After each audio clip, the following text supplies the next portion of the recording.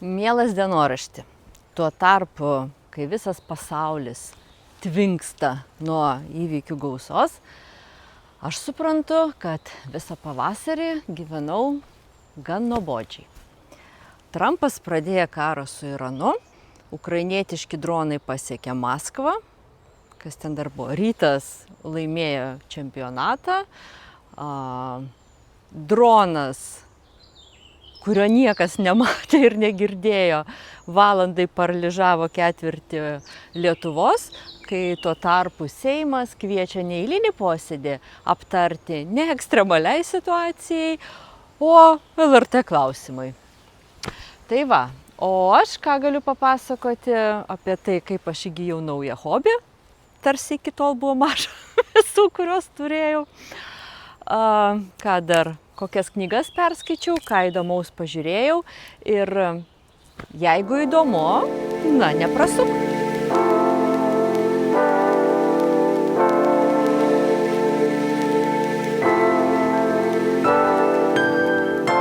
Žinai, mielas dienorašti, jeigu tu būtum gyvas ir gyventum Lietuvoj, tai tu žinotum, kad šitas pavasaris mūsų orais nelepino ir ta bendra niūruma, jinai vertė sėdėti žmonės namie. O kai žmonės sėdi namie ir neturi ką veikti, tai prisigalvoja visokių čiūdų. Be ką aš apie tai, kad ankstyvą pavasarį aš nulėkiau į Uteną aplankyti močiutės kapo, nes buvo jos gimtadienis. Ir prisiminiau, kad mes su ja, kai aš visai buvau maža, ten Piplė, turėjom projektą. Mes buvom įsirengę namie akvariumą, nusižiūrėję nuo kaimynų ir laikėm kardonešius. Tai tas akvariumas gyvavo tol, kol mane ištiko isterika, pamačius, jog vienas kardonešis iššoko iš akvariumo ir numirė. Tai tuo maždaug tas projektas ir užsidarė, tuo visi ir baigėsi.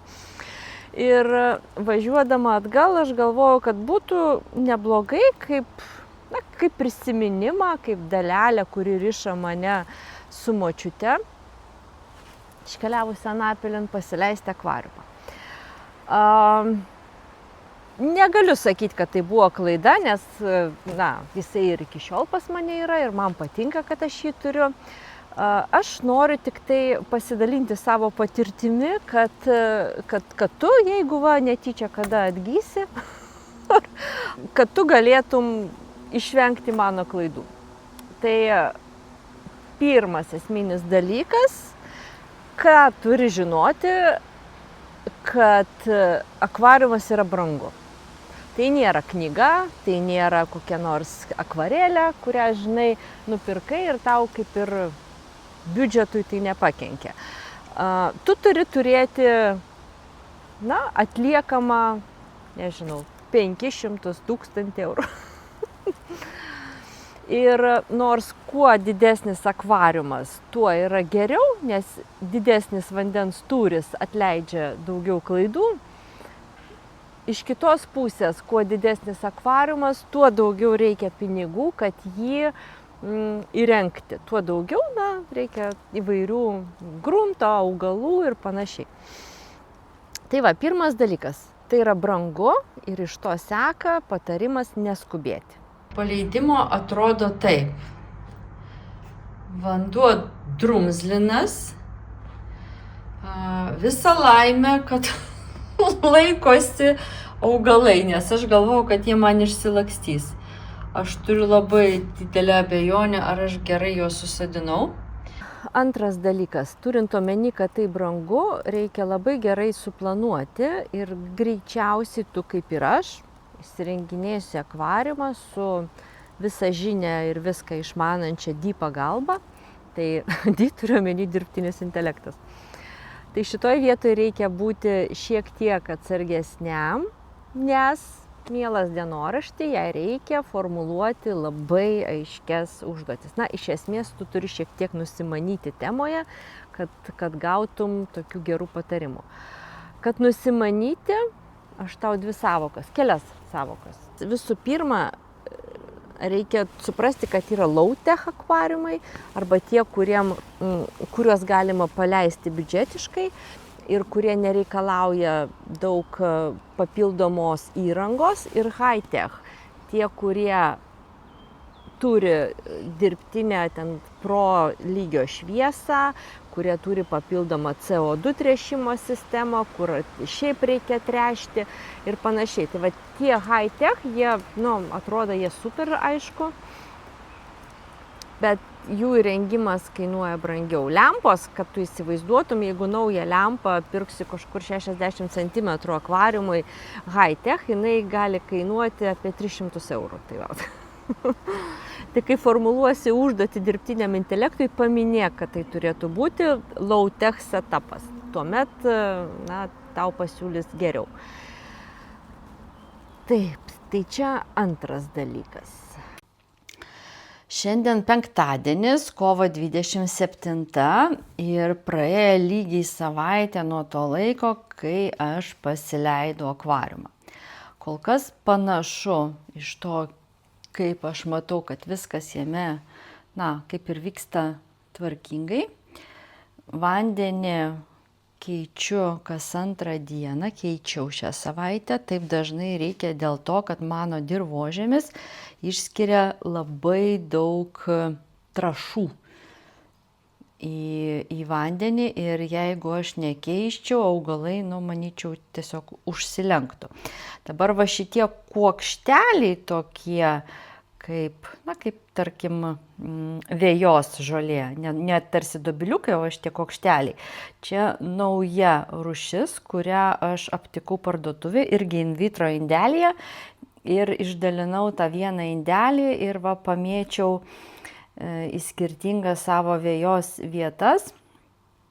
Padariau tai dėl to, kad perskaičiau, jog žolė tarsi dviejų rūšių, kai pasodini vejelę, jinai tos žolytės pradeda tarsi konkuruoti viena su kita ir atseit tai labiau skatina jas greičiau augti.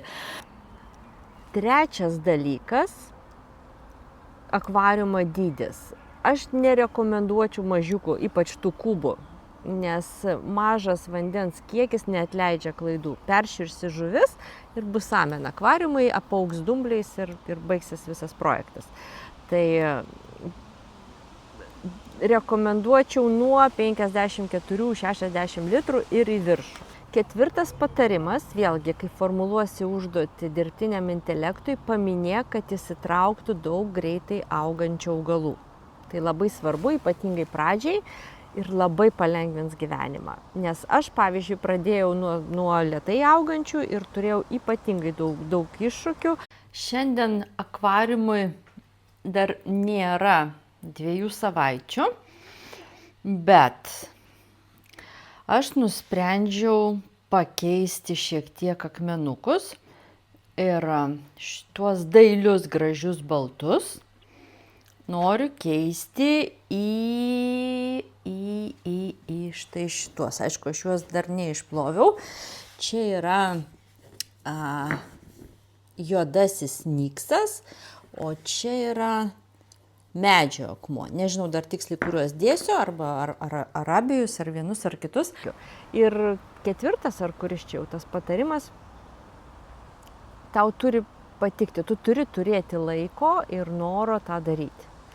Nes kad ir kokią idealią sistemą tu paleisi, kad ir kokį tu balansą atrasi tarp augalų masės, ten grunto ir žuvų ir jų šėrimo, vis tiek reikės skirti jam laiko ir taip pat genėti augalus, juos persodinti, atšviežinti vandenį, rūpintis žuvimis ir panašiai. Tai tau turi tai patikti ir tu turi turėti laiko.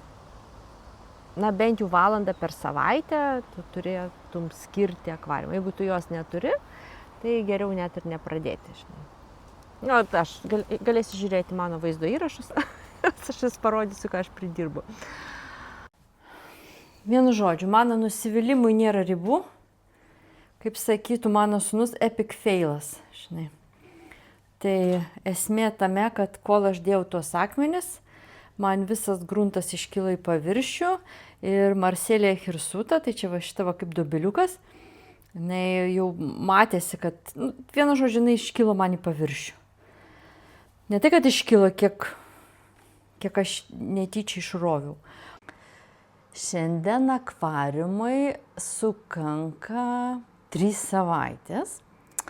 Valio, atrodo taip.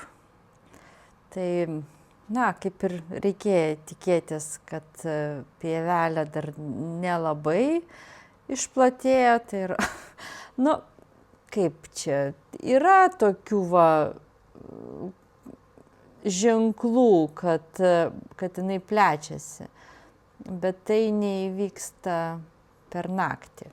Tai ne iš nugaros ateik čia, kad matytųsi, ką darom. Mes darysim adaptaciją. Taip. Šiaip tai aš esu mačiusi, kaip maišiukė padaro daug skylučių ir apverčia. Bet aš nežinau, ar veikia toksai bairis, ar neveikia, tai gal nerizikuosiu. Kaip čia kartu apsuko?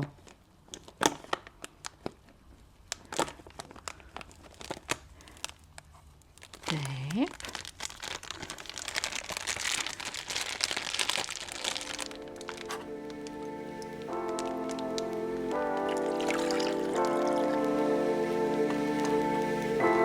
Tikiuosi neuždus. Bet jeigu šitam etape jos nugaiš, tai bus labai apmaudu. Trauma tokia.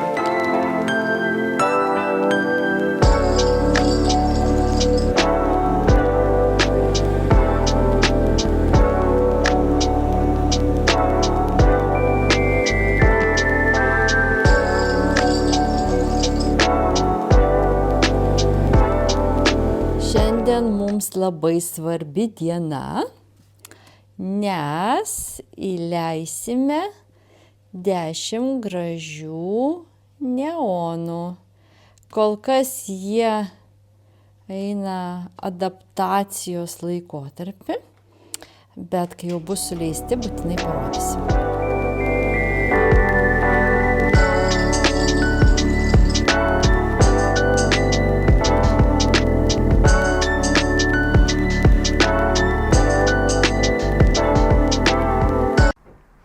Na va, čia šalia mano dailių katinų ant stalo kušys Sagittaria subulata.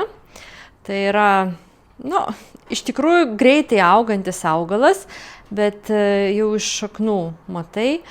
Didžiausia bėda su juo yra ta, kad šitas augalas yra be galo netvarkingas. Jisai tokį chaosą kėlė mano akvariume.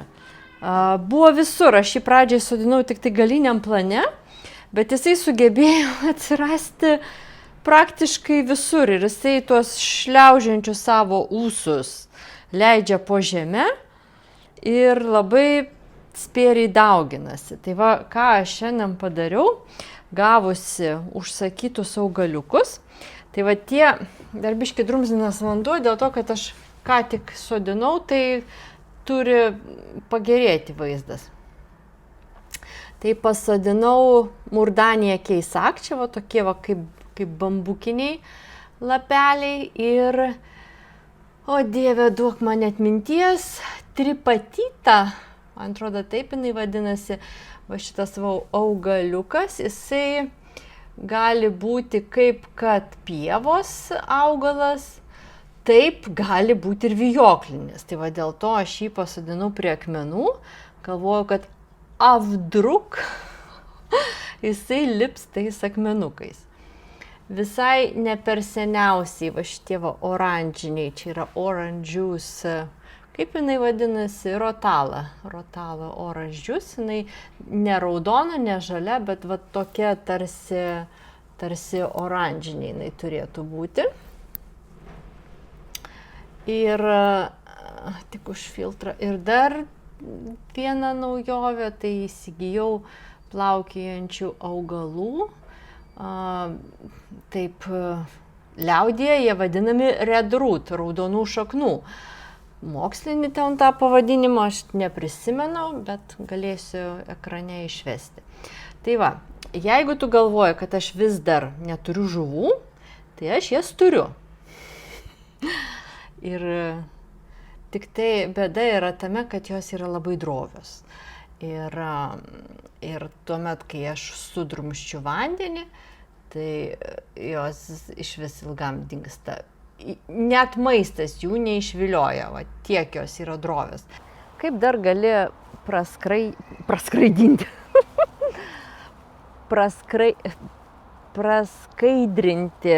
savo dieną, kai nuolat lyja? Nu tai žinoma, griebiesi knygos. Iš tikrųjų atradau nerealiai įdomią ir įtraukiančią Robert Jordan laiko rato, The Wheel of Time, taip, laiko rato knygų seriją. Jų yra iš viso 14. Deja, autoris nespėjo užbaigti paskutinės ir ją pabaigė rašyti mano mylimas Brandon Sanderson. Tai va, per jį, man atrodo, aš ir atėjau iki to rato, nors taip labai sunku pasakyti, kaip aš atradau tą knygų seriją. Tai pirmas 4, žinok, aš kaip ištroškęs žmogus vandens stiklinė, klonk, klonk, klonk, ir 4 knygų nėra. Tada aš supratau, kad man reikia padaryti pertrauką, nes buvo toks biški, pernelyg daug. Ten kaip ir Brandon Sanderson, taip ir Robert Jordan, jie sukuria labai natūralų paveikslą tos visatos, kurioje vyksta veiksmas. Ten daug magijos, ten labai spalvingi herojai, kiekvienas su savo charakteriu, daug įvykių. Ir visa tai reikalauja laiko prosidinti. Tai, žinai, po 4 knygų aš atidėjau, galvoju, reikia ką nors paprastesnio. Reikia padaryti pertrauką. Tokiu būdu mes ateinam iki Zylės mylimų kaulų. Einu į pirmą knygų Lazdynų knygų klubo susitikimą ir šiandien kaip tik aptarsime mylimus kaulus ir galėsiu pasakyti vėliau, kaip pasiskirstė nuomonės apie šitą kūrinį.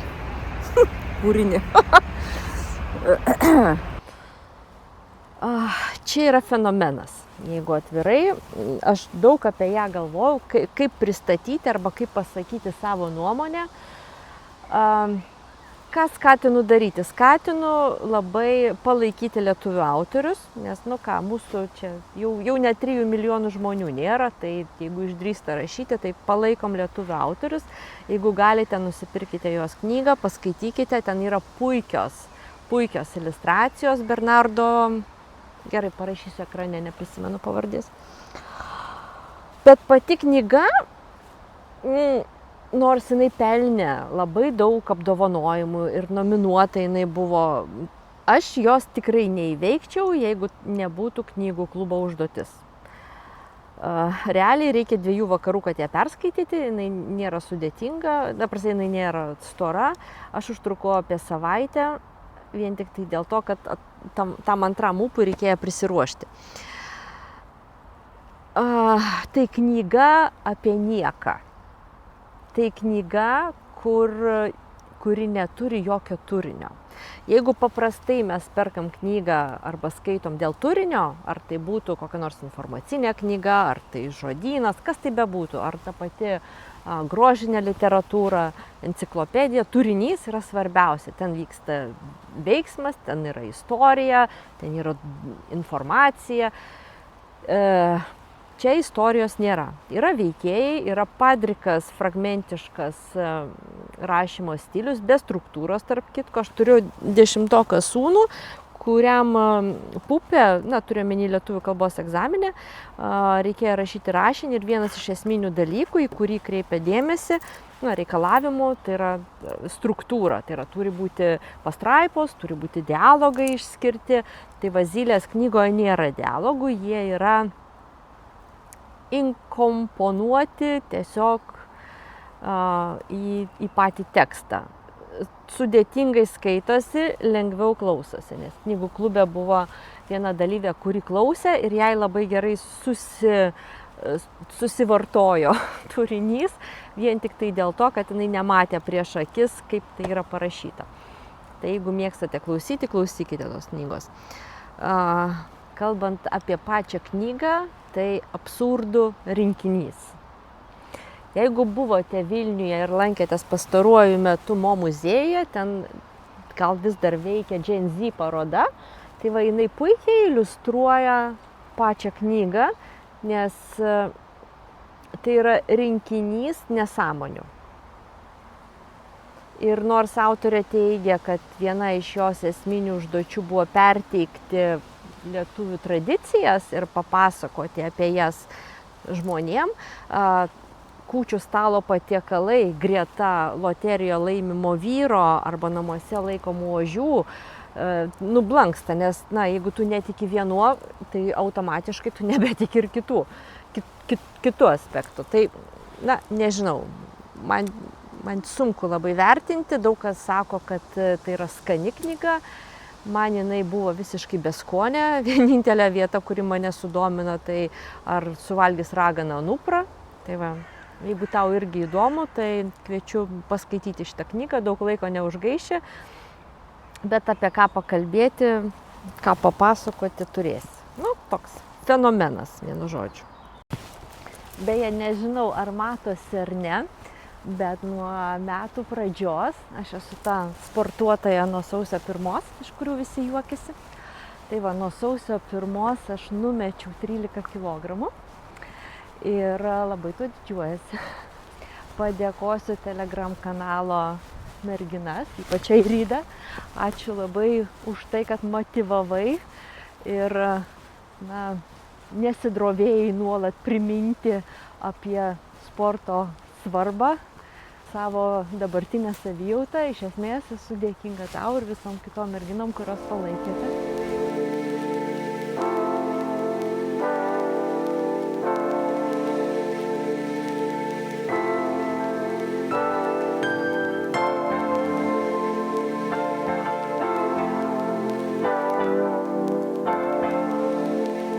Apie serialus.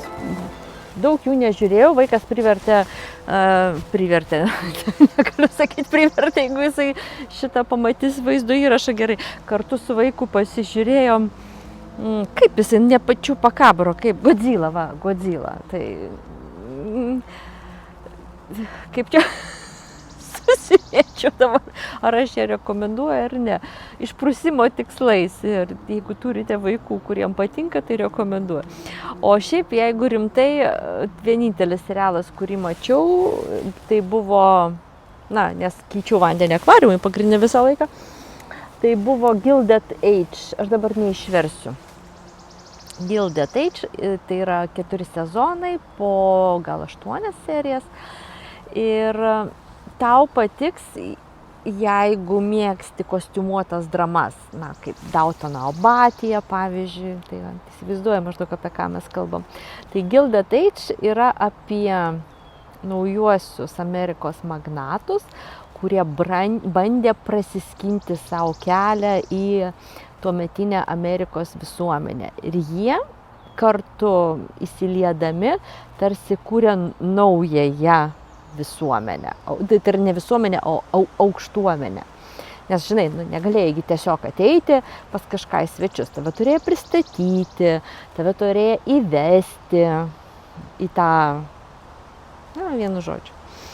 Tai, smagu, ten geri aktoriai, labai įtikinamai vaidina, yra istorinė linija, yra intriga ir daug empatijos labai iššaukia herojai, net ir tokie, kurie uzurpuoja žmonių, išnaudoja žmonės. Pasižiūrėk, jeigu ką, įdomu bus padiskutuoti, ką tu manai. Tiek galiu pasakyti, bet tai be didelės prasmės. Čia tiesiog paganyti akis ir niūrią dieną. Tarp kitko, šiandien kokia puikia diena. Pastebėjai? Išlindau parodyti savo naują šukuoseną. Ką tu manai? Ar man tinka? Kaip tu esi nusistačiusi ką tu galvoji apie žilus plaukus. Man jie, pavyzdžiui, patinka. Daug ką labai trigerina, kad tas amžėjimas nėra slepiamas. Tai va, kaip tau? Kaip trigerina ar nelabai? Tai palieku tave su mielas dienoraštį, nes ašgi čia dienoraštį rašau. Tai va, mielas dienoraštį, palieku tave su Vilniaus vaizdais, kuriuos aš užfiksavau per muziejų naktį, užlipusi į Vilniaus Gedimino bokštą. Tarp kitko, man atrodo, Agnė ekskursijos vadovės vardas ir labai noriu jai padėkoti už įdomiai praleistą laiką. Tai jeigu tau smalsu, kiek šūvių gali atlikti patranka per valandą laiko arba kiek svėrė 14 amžiaus kalavijas ir kardas, tai kviečiu užsiregistruoti irgi nueiti į ekskursiją į Gedimino bokštą. Adios!